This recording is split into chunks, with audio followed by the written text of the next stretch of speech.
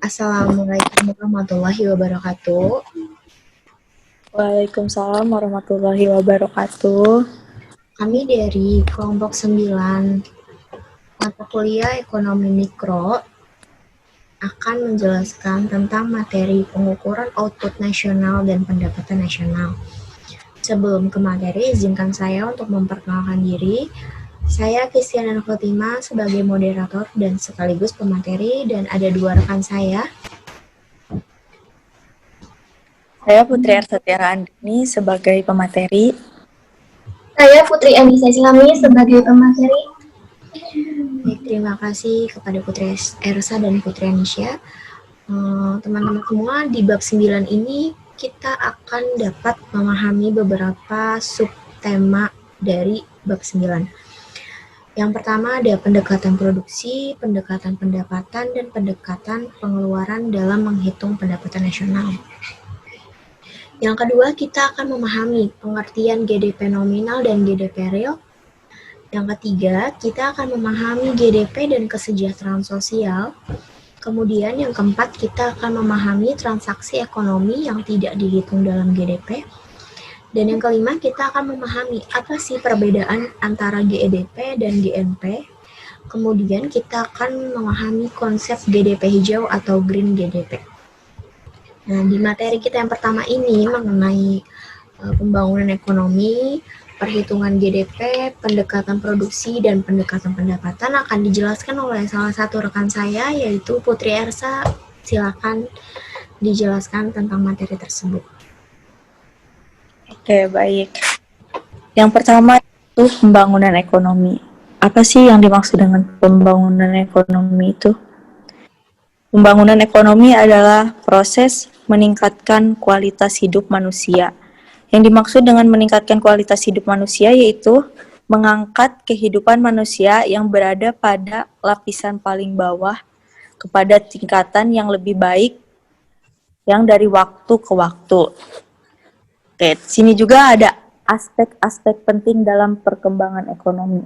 Aspek-aspek penting dalam perkembangan ekonomi itu ada 3. Yang pertama yaitu pertumbuhan ekonomi.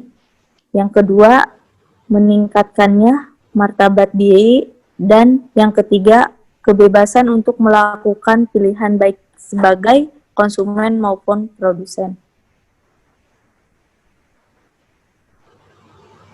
Untuk selanjutnya yaitu ada perhitungan GDP atau bisa juga disebut dengan Gross Domestic Product. Yang dimaksud dengan Gross Domestic Product yaitu merupakan nilai pasar dari merupakan nilai pasar dari semua barang dan jasa atau nilai akhir, bisa juga disebut dengan final yang diproduksi dan tidak termasuk barang yang diproduksi di masa lalu dalam sebuah negara pada suatu periode. Sini juga ada produk-produk yang tidak disertakan dalam perhitungan GDP, yaitu ada 5 produk. Yang pertama yaitu produk yang diproduksi dan dijual secara ilegal. Yang kedua, barang yang sudah terpakai atau barang bekas. Yang ketiga, transaksi surat berharga. Yang keempat, kegiatan yang seharusnya dikerjakan orang lain akan tetapi dikerjakan oleh dirinya sendiri. Dan yang kelima yaitu barang yang diproduksinya dikonsumsi oleh diri sendiri tanpa dijual.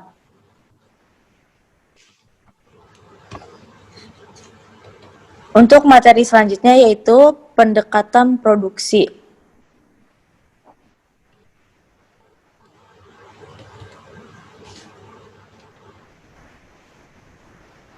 Yang pertama yaitu pendekatan produksi. Apa sih yang dimaksud dengan pendekatan produksi? Pendekatan produksi merupakan penghitungan berdasarkan dari jumlah nilai barang dan jasa yang dihasilkan oleh masyarakat dalam perekonomian di suatu negara dengan periode tertentu. Adapun rumus untuk jumlah nilai barang yaitu nilai barang sama dengan harga dikali jumlah barang dan jasa yang dihasilkan. Atau bisa juga P kali Q, yaitu barang dan jasa.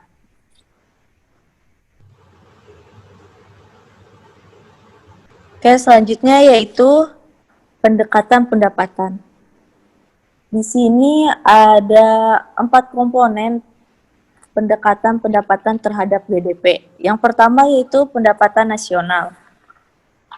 Yang dimaksud dengan pendapatan nasional yaitu merupakan pendapatan total yang diterima oleh faktor-faktor produksi yang dimiliki oleh warga negara dari sebuah negara.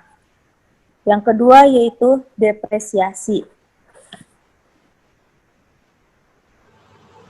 Yang dimaksud dengan depresiasi yaitu penurunan nilai suatu aktiva karena telah aus atau sudah ketinggalan zaman. Dan yang ketiga yaitu pajak tidak langsung dikurangi dengan subsidi. Yang dimaksud dengan pajak tidak langsung meliputi pajak penjualan, bea cukai, dan biaya lisensi. Dan yang dimaksud dengan subsidi yaitu merupakan pembayaran yang dilakukan pemerintah tanpa mendapatkan imbalan barang atau jasa. Nah, yang keempat yaitu pembayaran faktor bersih kepada luar negeri. Yang dimaksud dengan pembayaran faktor produksi neto untuk luar negeri yaitu sama dengan pembayaran atas pendapatan faktor produksi untuk luar negeri dikurangi oleh penerimaan pendapatan faktor produksi dari luar negeri. Nah, secara sistematisnya kita bisa sebut dengan GDP sama dengan pendapatan nasional ditambah depresiasi ditambah buka kurung hasil pajak tidak langsung dikurangi subsidi tutup kurung dan ditambah pembayaran faktor bersih kepada luar negeri. Mungkin itu saja materi yang bisa saya sampaikan. Untuk materi selanjutnya mungkin akan disampaikan oleh rekan saya.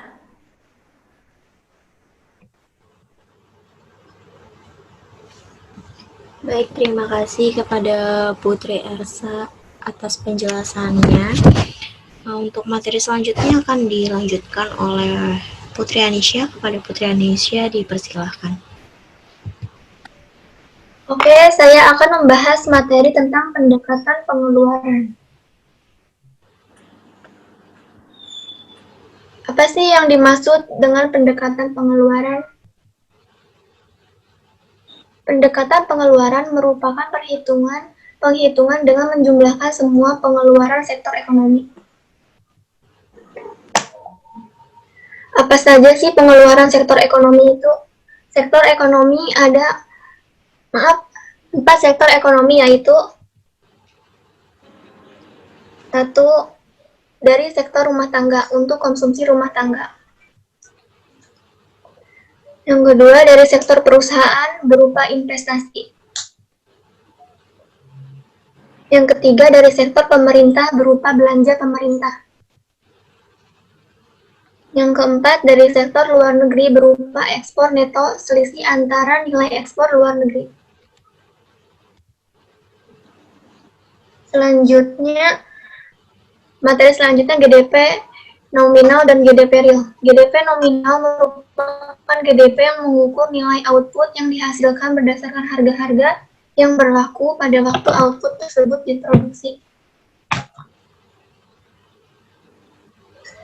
Sedangkan GDP real merupakan GDP yang mengukur nilai output yang dihasilkan pada suatu waktu berdasarkan harga-harga tahun dasar tertentu, harga konstan.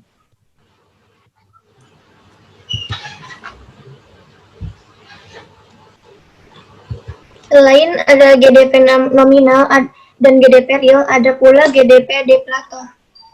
GDP deflator berguna untuk mengukur tingkat harga-harga saat ini relatif terhadap tingkat harga-harga di tahun pokok.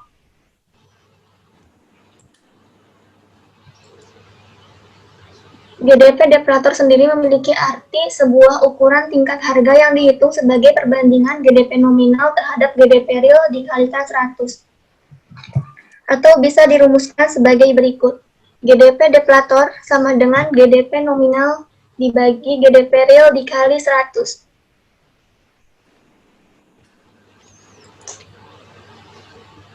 Berikut contoh tabel GDP nominal dan GDP real.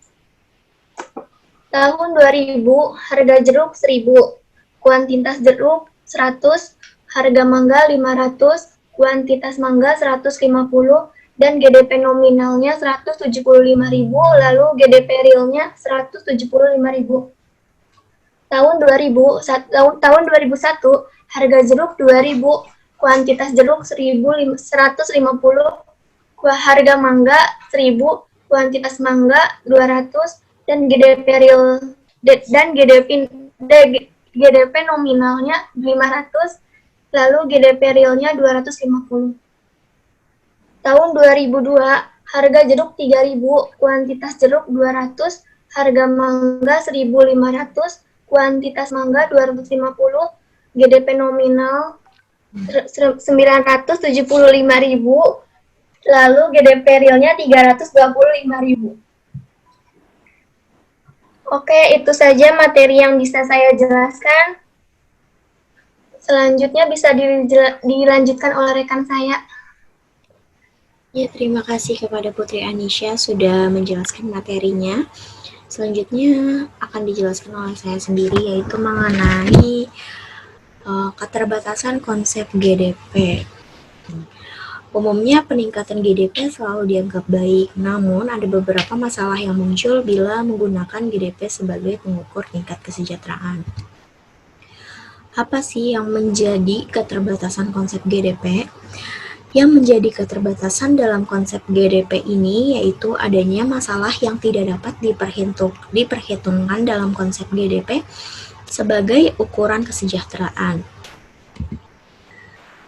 Nah, GDP juga tidak mencantumkan transaksi pada underground economy sehingga hasil perhitungan GDP lebih rendah dari yang seharusnya. Nah, di sini ada bagaimana cara mengatasi keterbatasan konsep GDP. Cara mengatasinya yaitu dengan menggunakan indikator lain untuk melengkapi data, diantaranya menggunakan koefisien Gini. Apa sih koefisien Gini itu? Koefisien Gini atau Gini ratio adalah ukuran ketidakmerataan atau ketimpangan agregat secara keseluruhan yang angkanya berkisar 0 atau pemerataan sempurna hingga 1 atau ketimpangan yang sempurna. Alat ini untuk mengukur derajat ketidakmerataan distribusi penduduk. Nah, yang selanjutnya ada GDP dan kesejahteraan sosial. Biasanya penggunaan GDP untuk kesejahteraan masyarakat. Contohnya untuk menghitung kasus pengangguran, kasus kemiskinan, dan analisis apa tindakan selanjutnya yang harus dilakukan. Nah, GDP yang disebut sebagai ukuran tunggal yang paling baik dari suatu kesejahteraan masyarakat. Untuk materi selanjutnya ada terdapatnya the underground economy atau kegiatan ekonomi bawah tanah. Apa itu the underground economy? Nah, the underground economy ini adalah bagian dari perekonomian di mana transaksi berlangsung, tapi pendapatan yang dihasilkan tidak terhitung dalam GDP. GDP di Indonesia ini cenderung underestimate atau akibat tingginya aktivitas ekonomi bawah tanah, jadi berdampak pada hilangnya potensi pendapatan negara. Ini merupakan tantangan bagaimana cara yang tepat untuk mengikis keberadaan ekonomi bawah tanah ini. Nah, aktivitas ekonomi bawah tanah ini meliputi kegiatan ekonomi legal maupun ilegal. Nah, contoh ekonomi kegiatan ilegal itu ekonomi yang bergerak di sektor informal maupun sektor lainnya yang tidak tercatat dalam perhitungan GDP. Misalnya pembayaran tarif ojek nih dari stasiun kereta Tanah Abang ke kantor sebesar 10.000. Ini merupakan bagian dari aktivitas sektor informal ya. Untuk contoh kegiatan ilegal ekonominya itu ada kegiatan prostitusi, kegiatan korupsi, perdagangan narkoba, perdagangan barang selundupan, serta perjudian. Nah, untuk GDP atau GNE per kapita, sebelum memasuki materinya, kita harus tahu apa itu perbedaan GDP dan GNP. Nah, untuk GDP ini menghitung pendapatan nasional berdasarkan konsep kewilayahan, sedangkan GNP itu menghitung pendapatan nasional berdasarkan konsep kewarganegaraan. Nah, pendapatan per kapita ini bisa sebagai tolak ukur kesejahteraan masyarakat yang tinggal di suatu negara. Nah, fungsinya itu apa sih? Kita mengetahui pendapatan per kapita. Fungsinya yang pertama ada mengetahui apakah tempat tinggal di wilayah tersebut terjangkau atau tidak. Misalnya, harga rumah di suatu wilayah bisa dilihat dari pendapatan per kapita ini, apakah terlalu mahal atau terlalu murah. Nah, untuk yang kedua, dari perhitungan ini diketahui apakah suatu negara masih bisa disebut berkembang atau sudah bisa disebut negara maju. Yang ketiga, ada melihat standar hidup suatu wilayah. Nah, apakah dari tahun ke tahun mengalami kenaikan atau penurunan di suatu wilayah tersebut. Nah, untuk konsep GDP hijau atau Green GDP. Konsep GDP hijau ini merupakan sistem akuntansi yang dikembangkan dari pendapatan nasional.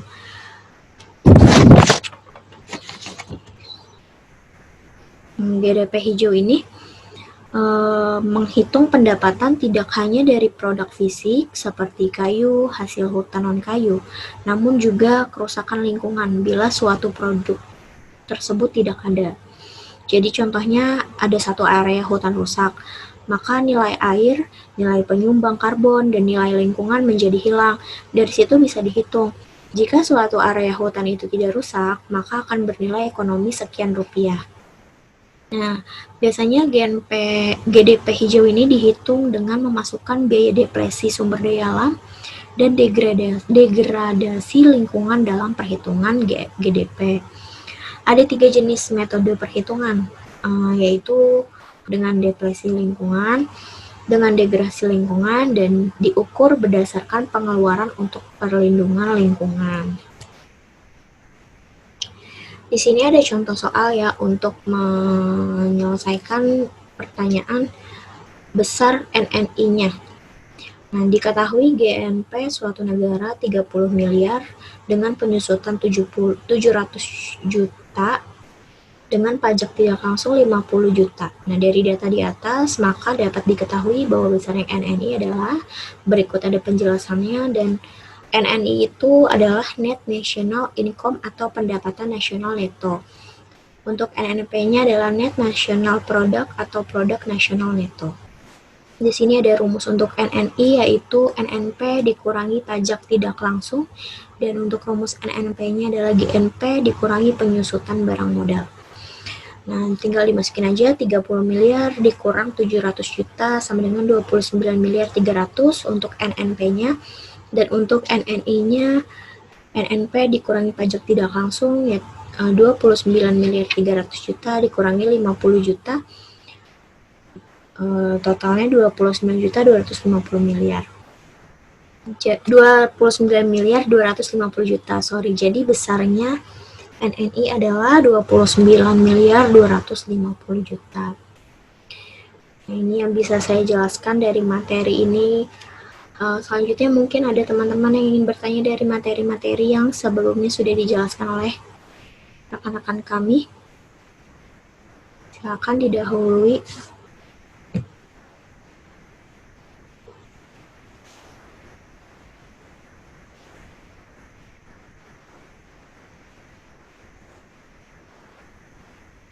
Oke, baik ya Kak. Di sini saya ingin bertanya kepada Kak Putri Anissa.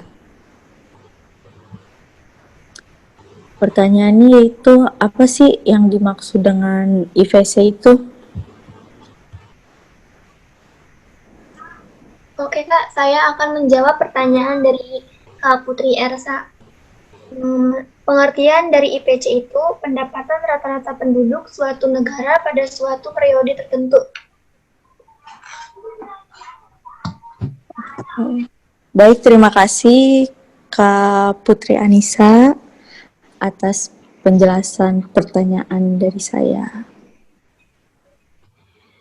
Ya, mungkin saya juga ada pertanyaan nih untuk Saudara Putri Ersa mengenai perhitungan GDP melalui pendekatan produksi tadi yang dijelaskan oleh saudara itu. Yang saya ingin tanyakan, apakah metode perhitungan GDP melalui pendekatan produksi memiliki kelemahan? Jika memang iya, bagaimana cara menghindarinya? Di sini perhitungan GDP itu mempunyai kelemahan yang sering terjadi, yaitu perhitungan ganda. Mungkin kita bisa menghindari kelemahannya itu dengan cara beberapa menginput untuk menghindari terjadinya perhitungan ganda tersebut dapat dilakukan dengan 2 cara, yaitu menghitung dengan nilai akhir atau bisa juga dengan menghitung nilai tambahan. Ya, terima kasih atas jawabannya dan atas penjelasannya. Mungkin rekan-rekan ada yang ingin bertanya atas materi yang sudah saya jelaskan tadi? Kepada Kak Kisti, saya izin bertanya. Ya. Beberapa jenis metode perhitungan GDP hijau secara teori dan metode mana yang paling sederhana? Baik, terima kasih Putri Anisya atas pertanyaannya. Saya akan jawab metode perhitungan GDP hijau itu ada 3 ya. Yang sudah saya sebutkan tadi yaitu dengan depresi lingkungan, dengan degrasi lingkungan, dan diukur berdasarkan pengeluaran untuk perlindungan lingkungan. Dan biasanya metode yang paling sederhana itu yang metode pertama, dengan depresi lingkungan untuk yang sederhananya. Bagaimana? Baik, terima kasih jawabannya.